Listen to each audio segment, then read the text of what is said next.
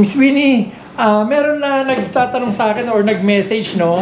Ang tanong niya, pwede raw bang gamitin yung insurance ng kotse niya dun sa isang kotse? For example, bigyan ko ng sample na. Sige, sir. Ganito.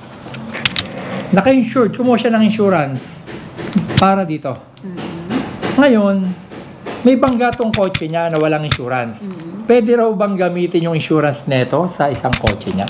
Sige, sir. Sasagutin natin. Sige nga, sagutin mo nga. Bigyan natin ng lesson. Diretsong sagot, hindi pwede, Hindi sir. pwede, di ba? Hindi pwede, sir. Hindi pwedeng mag-claim ang insurance policy ni sasakyan na to para sa sasakyan nito. Yes. Kahit na iisa lang po ang may-ari. Yan.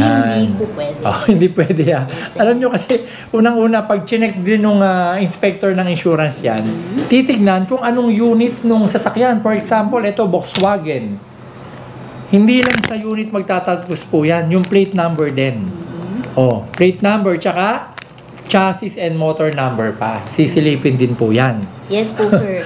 Kasi pag nagkaroon po ng claims ang sasakyan or magki-claim ang ating mga client, ang unang-unang requirements na hinahanap dyan is yung insurance policy. Yes. So, ang insurance policy po natin, para yung birth certificate po, parang birth certificate natin, na kung ano yung details natin, is para sa atin. Hindi pwedeng hiramin ni Sir Richard or nung kung sino. Yes. Same sa sasakyan. So, hindi pwedeng gamitan ng insurance policy nito. Bakit? Ano ba yung nilalaman ng insurance policy natin? Pag chinek po natin yan, meron po yung invoice, meron yung warranties and clauses, may policy schedule, and isa po doon is yung doon natin makikita yung details ng sasakyan. So, sa details ng sasakyan, meron insured name. Sino may-ari ng sasakyan, address, plate number, kulay, chassis, engine number. So, hindi po talaga pwedeng magamit ni Car A para kay Car B.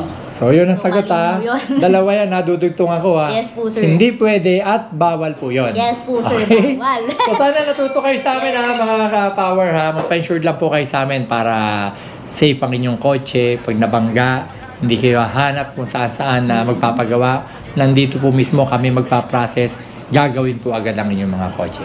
Sige po, maraming salamat. Majesty Driving School. Dito ay tiyak ka na matututo. Majesty Driving School. Palagi kang safe sa kada biyahe. Mga dami na magturo ng disiplina, maging responsable sa manibela.